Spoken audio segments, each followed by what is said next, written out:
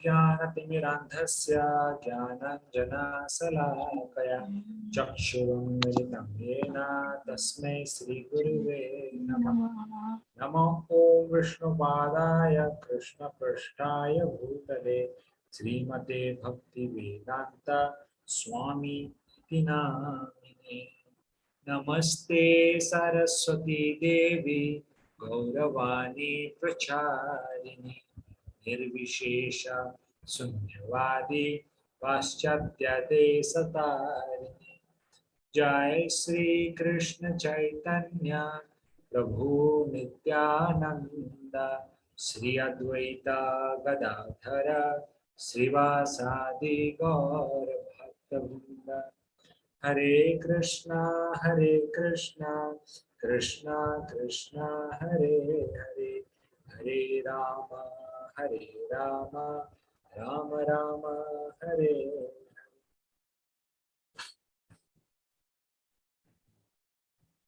I welcome all of you to this Gita part session.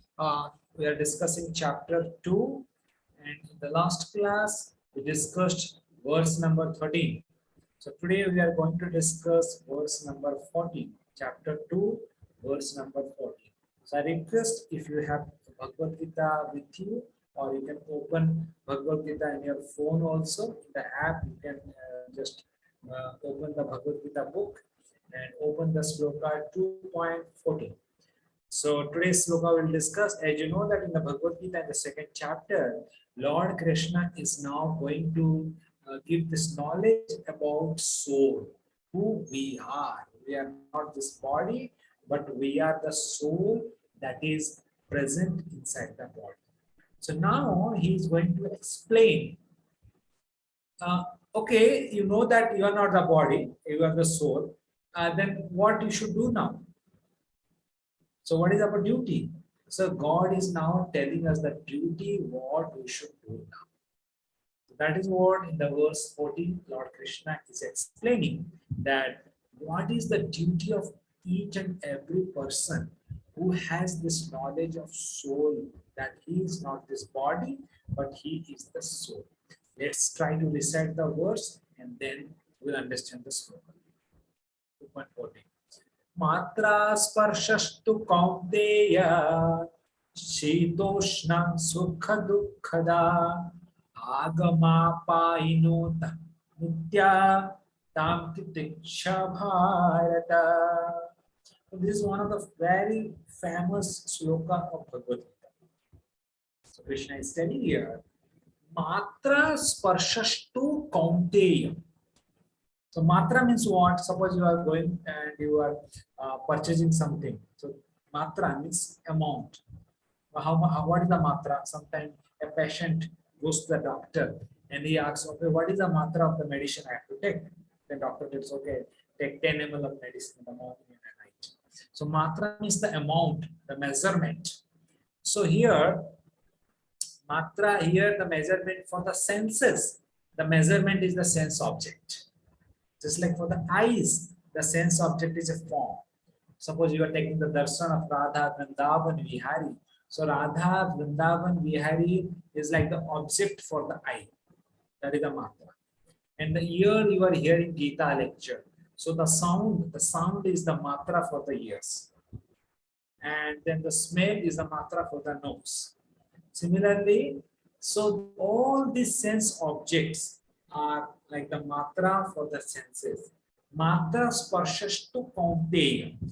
Oh my dear Kunti Putra Arjuna, here Krishna is telling to Arjuna that when the sense object that touches the senses, when the sense object that touches the senses, then something happened, right? Either a positive reaction may happen or a negative reaction may happen, or whatever things may happen. All on this sense object and the senses, the whole Bollywood industry runs on this only, sense object and the senses. Somehow or other they attract the audience to this only. So Krishna is telling here, matra sparshashtu kaunteya. When the sense object touches the senses, he gives two analogy. Sitoshna sukha dukkhada. So just imagine chill winter season, December, January. eh? It's 6-7 degrees Celsius. And that time, so you have to attend Mangal Aarti. Then what you will do? Morning, you have to wake up at the morning 4 a.m., right? And then you have to take a cold bath. And just imagine, and the hot water is not working. Geyser is not working.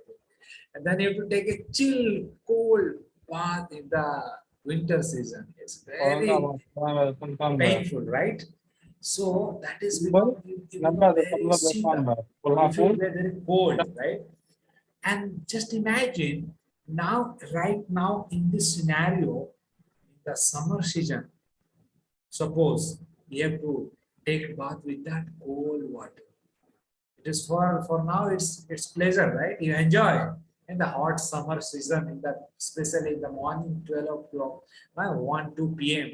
Taking a cool chill bath. It's very nourishing and you feel refreshed. The water is the same, but when the water you touch in the winter season, it is very you feel uncomfortable. But the same water in the summer season, it is very soothing to your senses. So that's what Krishna is telling. Sita Ushna, the winter season and the summer season. Sita means the winter season, Ushna means the summer season. So the senses has their priority based on the what season it is. Okay? In the chill winter season, suppose somebody will give you an ice cream. You no, thanks, it's okay, you take. But now somebody gives you in the hot summer, you like it and you eat it because it's not pleasurable, because it's very hot.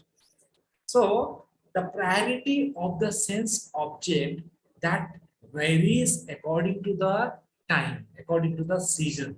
That's what Krishna is telling. Sita Ushna. Similarly, another example he gives, Sukha Dukha. So the what is the Krishna is telling? Sita Ushna, just like the winter and the summer season come. Similarly, in the life of an sadhaka, sometimes he will be very happy, jolly. He will be in the seventh floor, enjoying. बोलते ना आसमान में उड़ रहे हैं. So that is like the happiest moment. Sometimes in your life you get some kind of an eureka moment and you become so happy, jolly. But suddenly something happened and you become very morose and very sad. So that is also like that Krishna is telling.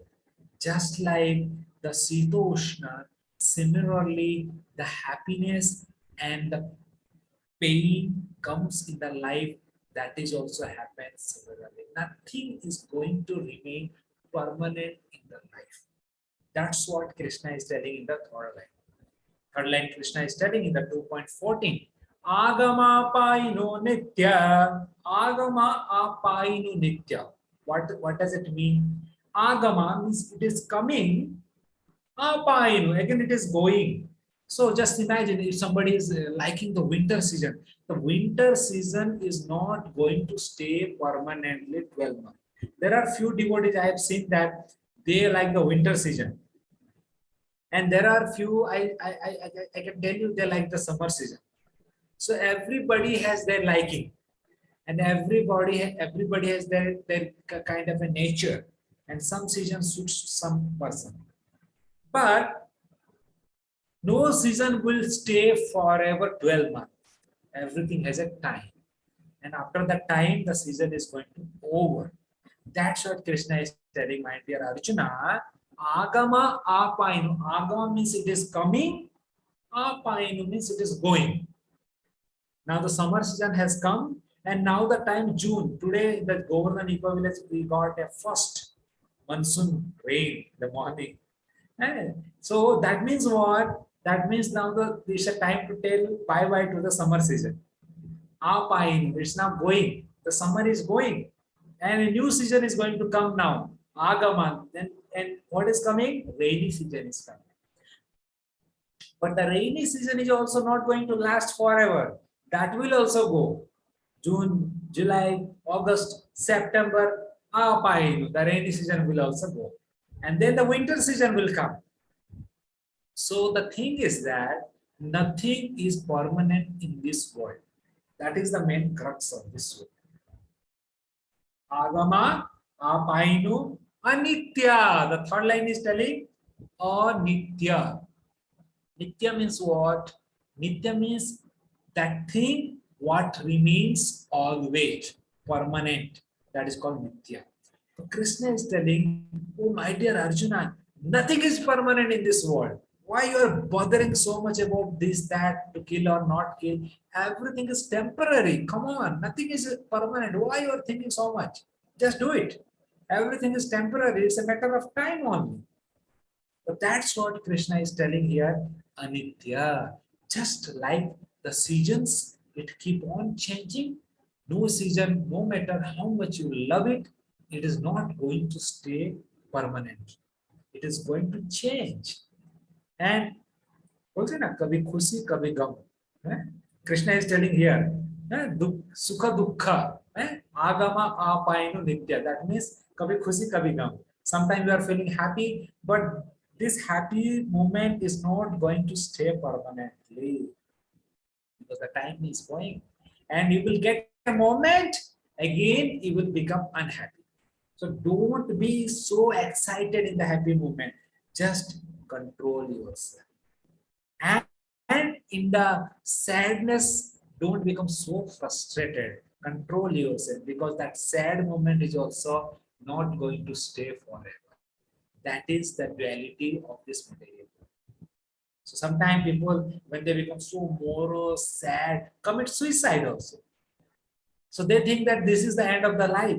But time is the greatest medicine, it's the greatest healer of the life. If you just tolerate that moment, and with due course of the time, you will forget everything. That's what Krishna is telling. Don't take everything of this material world seriously. This material world is a duality and everything is temporary. That is the reason Krishna is telling in the fourth line, Tam titiksha bharata. Oh my dear Bharata, oh the son of the Bharata, Arjuna, Tam, because of this, titiksha, you should control, you should tolerate. Titiksha means tolerance. You should tolerate all these dualities of the life. Don't get carried away with the emotion situation. Just tolerate this situation. Tam titiksha bharata. This is one of the most important sloka of Bhagavad Gita. Another example is coming in my mind.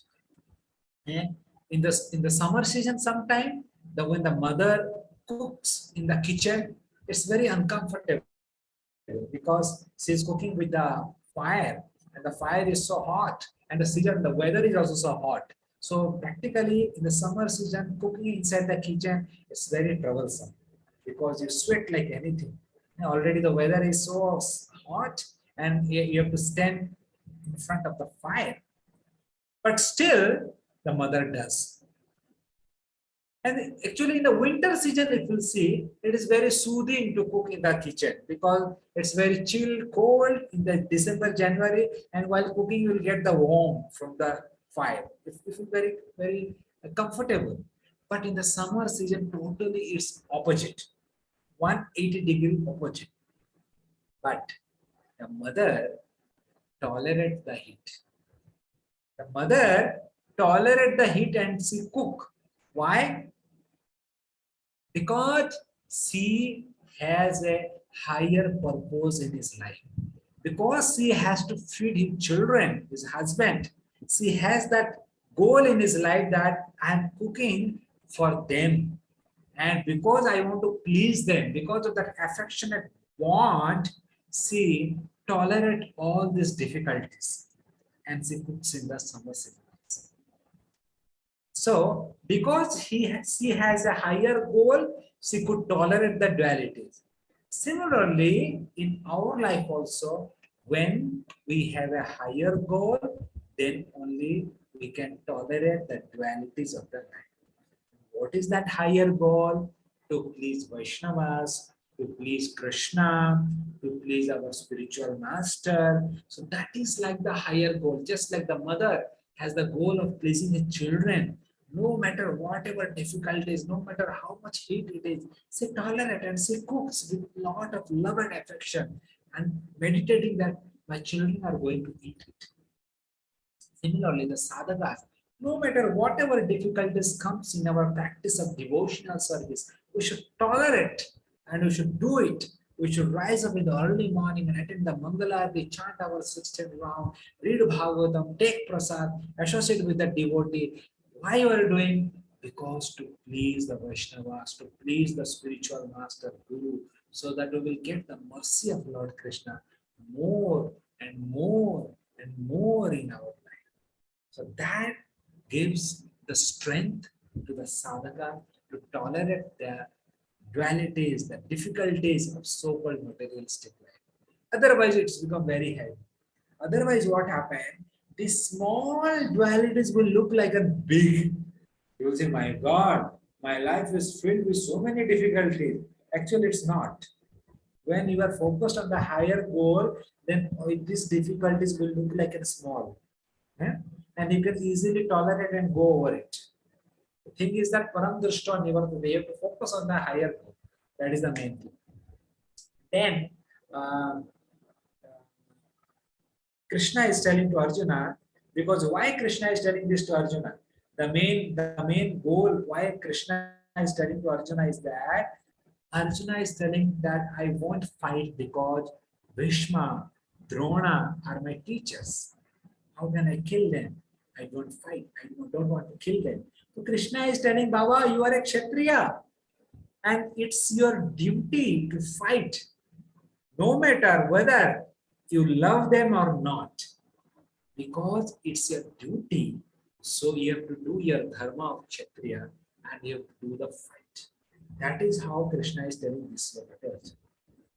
Although you love them, not to don't want to kill them, still you have to do because it is your duty, and this is the higher goal. The duty is demanding. Suppose there is a war between two countries, and one of your relatives is the opponent army. Would you not fight? It's a duty, right? You have to fight. You are a Kshatriya, you are an officer. Similarly, Krishna is saying, Arjuna, you are in the side of the dharma, and they are your relatives, but they are in the side of dharma. So right now you have to shoot your arrow. That is the need of the hour. And you have to carry forward your duty. And what emotions you are telling that they are my relatives, how can I kill? Just tolerate it. Because duty has higher priority over your own personal emotions. And it is the need of the hour, Arjuna, you have to fight. And whatever emotions are coming in your life, please tolerate and keep it in your heart. That's what Krishna is telling to Arjuna. This is how the sloka is going now. Now we are going to the next sloka 2.15. We'll read the 2.15, and this sloka will tell that a person who tolerate the sense object in this way, what is the result is awaiting for him. That is what the sloka 2.15 is saying. So all can open the Bhagavad Gita chapter 2 verse number 15. You can see the sloka 15 number sloka. I'm reciting the sloka. Yam hina vyatiyantente purusham purusharshava samadukha sukadhiram so amrutvaya kalpate.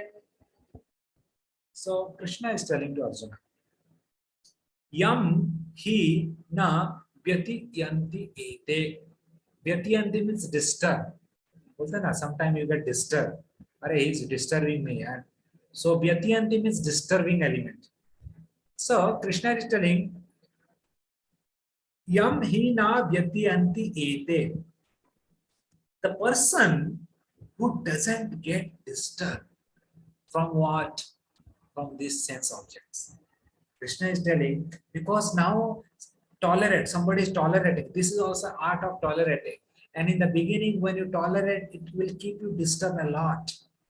But with the time passes, you will get the stamina, capacity to tolerate without any disturbance.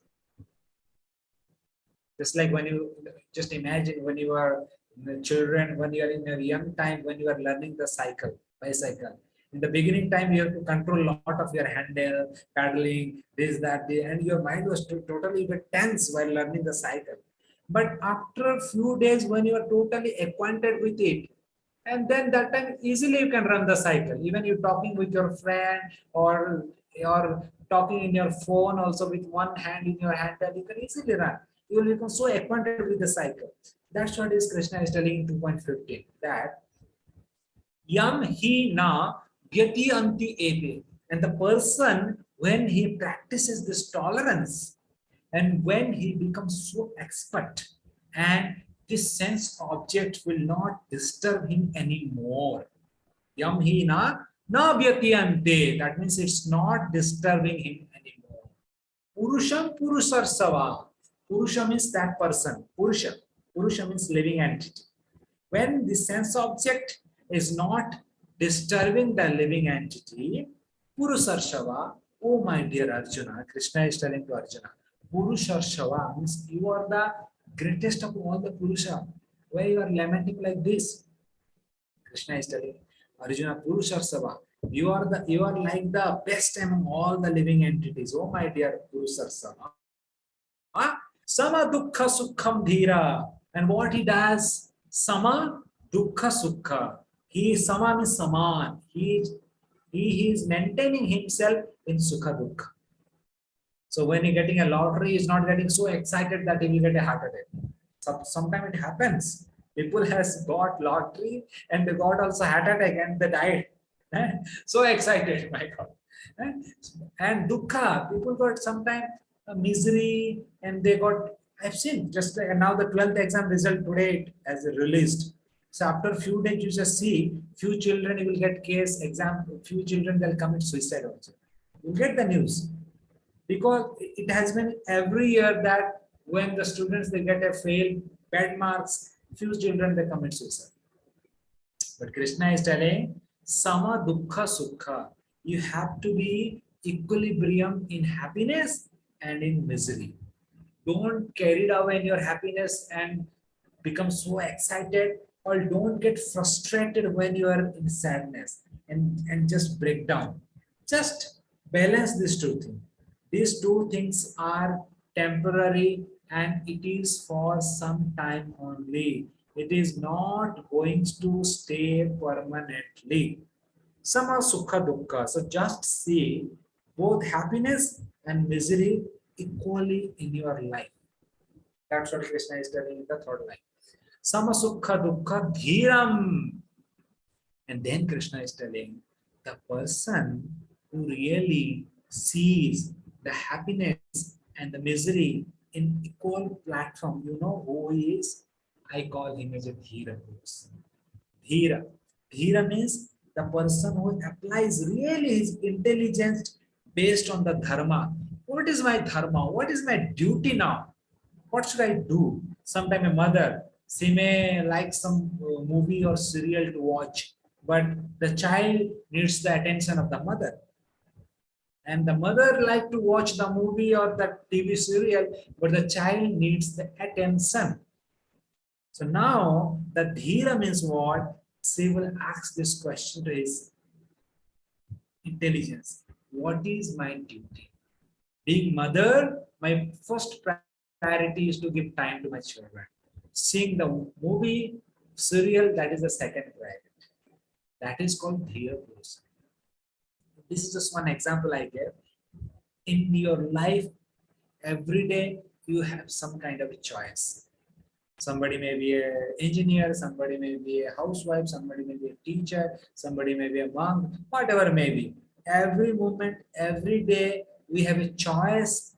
Our duty is calling to act something. So, dhira means Krishna is telling that don't carried away with what your senses likes to do. I like to watch this movie, I like to do that, I like to do this, that. That is okay. That you can do in your leisure time. When it is a time of a duty, what really your responsibility are, and when that is in demand, when that is needed, need of the hour, the first priority should be given to your duty. Then you're liking. But somehow or other, if you see in today's materialistic world, it is totally opposite. People has given more priority to their likings, what they like to do. And the duties, they just keep behind. Just keep behind. Especially when the mothers comes, and they neglect so much about caring the children, and they focus on their career, their liking, their things. And they do something arrangement for the child to be taken care. So we were discussing that day that actually the duty of a mother, this is the greatest service a woman can do to the society. Because what she can do, being a mother, nobody can do. In the initial time of a child, especially from the first year to the 5, 6 year, this is the time the child is totally open. Means the child doesn't have any retaliation power. Whatever you will feed, that will become the system of the child. But when the child crosses 6, 7 year, he has developed an intelligence. Means you may tell him something, but he will think that whether this advice is good for me or not. So he generally develop a liking and dislike. So then the child start filtering your advices. But that is not there in the beginning years. Just imagine you have everything in your hand, and the way you want to construct the pot, you can make the pot. So you are like the potter, and there is no obstacle. The way you want to give shape to the pot, you can easily make that pot. But that is the time. In today's scenario, the mothers don't give time to the children. They have some they have some grandmother, or they have, in today's world, they have this, they open some kids YouTube channel and they give to the child. And the child for hours and hours watching the movie, the YouTube, the cartoon, this, and the mother is busy in watching the serials. Just imagine, that's what here Krishna is telling. Sama dukkha sukham dhira. So don't get carried away with your liking and disliking. See what is the need of the hour, and always give priority to your dharma, to your duties. And the person who does that, and the fourth line is very interesting, what he or she is going to get by performing his duty. So amrutvaya kalpate. Krishna is telling, so amrutvaya means what? Nectar. Kalpate. He is going to get a nectar in his life. Can you imagine? Nectar, amrut. How will you get amrut? So always I tell, especially to the parents, that because sometimes the parents really, they're so hard, they don't understand. Then I tell, to see, in the initial time, it may be very difficult to take care of the children, and you have your liking, your career. It's okay. But if you compromise now, and if you give your quality time to the children, then when you will become old, these children will very nicely will take care of you. Why? Because you have given them a good sanskar. Otherwise, what happened nowadays? Children, just like how the parents neglected the children, when the parents become old, the children also neglect the parent. They send the parents to old age homes. Same, it's a reciprocation happens. So Krishna is telling, when you are keeping aside your liking and disliking, and you are giving priority, you will get nectar in your life. So nectar means what? You will get a good reciprocation with the children. The children will really take care of you because they had got that reciprocation from you. They had got that sanskara. The system is, the software has installed by the mother in the child's heart. The software, once is installed in the hardware, it is going to work, and that child will reciprocate the mother, the father in their old age so nicely. That is like the nectar will come. Krishna is telling to Arjuna, my dear Arjuna, you are thinking that killing Bhishma, Drona, you are not like, because they are your relatives, they are your uncles, so it's very tough for you to kill them. But you imagine, Arjuna, just you fight because that is the need of the hour, and just perform your duty. If you do that, then dharma will come victory, and really you will be happy, because the whole country, everywhere, the dharma will prevail. When the dharma will prevail, all the citizens will be happy, and they will give their blessings to you. And by their blessings, you will be automatically satisfied, get satisfaction in your heart. That's what the Krishna is telling to Arjuna. Then in the purport, Prabhupada is telling few important salient points. Prabhupada is telling, just like that, there are four type of ashramas are there. Like I'm in the brahmacharya ashram, you all are in the grahastha ashram, and then after grahastha ashram, after 50, there is a vanaprastha ashram, and the end there is a last ashram called sannyasa ashram. The Prabhupada is telling sannyasa ashram is not so easy. It's very tough. Prabhupada is telling. Because in the renounced order, sannyasa ashram, you have to really give up everything. And especially if a grahastha is becoming sannyasi, you have your wife, children, and all the family, and you have to cut the relationship with them. For brahmachari, it's very easy because you don't have any relationship. You don't have a wife, children, nothing. So you're alone. You can't understand that emotion. But being a grahastha, and especially Prabhupada was a grahastha, and he from the grahastha ashram he switched to vanaprastha and sannyasa. So Prabhupada is writing his own reflection, his realization. So he's telling it's very difficult for a family person to cut the relationship with his wife and children. It's very tough.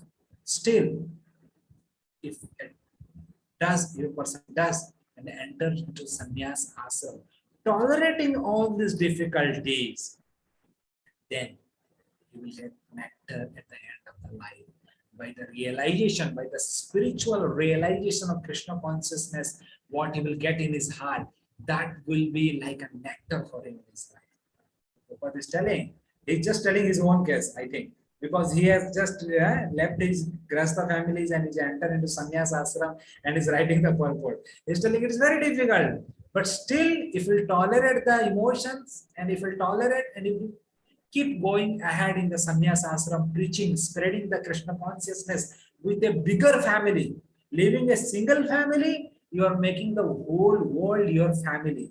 Seeing everyone as your family members and spreading Krishna consciousness, that will make you happy. Why? Because that's how Krishna will become happy by seeing your endeavor. Similarly, here Krishna is telling to Arjuna that Arjuna, my dear Arjuna, you are a Kshatriya. So don't talk about quitting the war. You have to fight, being a Kshatriya. So please keep aside your liking and disliking and fight the war. And then Prabhupada giving another example of Lord Chaitanya. So Lord Chaitanya Mahaprabhu, before 500 years ago, when he incarnated, Chaitanya Mahaprabhu had a beautiful wife, Vishnupriya. And she was like the goddess of fortune. And Chaitanya Mahaprabhu was just 24 years young. Can you imagine? A 24-year young Chaitanya Mahaprabhu, and he had a beautiful wife, Vishnupriya, who was looking like a goddess of fortune. And she was around 18 or 16, something like that. And Chaitanya Mahaprabhu is renounced the Grahastha ashram. And Chaitanya Mahaprabhu entered into sannyasa ashram. Just imagine. And Chaitanya Mahaprabhu had a wife and a mother only. Still Chaitanya Mahaprabhu entered sannyasa ashram for what? For a higher cause. So that he can preach this Krishna consciousness in the whole Bharata Bhumi. And he can spread this Hare Krishna movement in all over the India for the benefit of people like us. Just imagine if Chaitanya Mahaprabhu would have not renounced his Grahastha ashram, then he would have not spread across the India.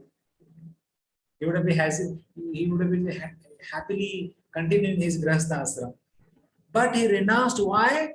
Just to give this Krishna consciousness to whole country. And see the result. Prabhupada took that to the West, and now there are thousands of devotees across the world. So that is the goal of the sannyasa. So Chaitanya Mahaprabhu also tolerated the difficulties. Why? For a higher goal. And that's what Krishna is telling in this sloka 2.15. Yam hina vyaki anti ete purusham purushashava sama dukkha sukham dhiram sa amrutvaya karmate. So in this sloka, Krishna is telling that in the life there will be always dualities, something you might be liking and something you might be disliking, but always try to question yourself what is your duty at this right moment. based on your dharma, duty, take the choice.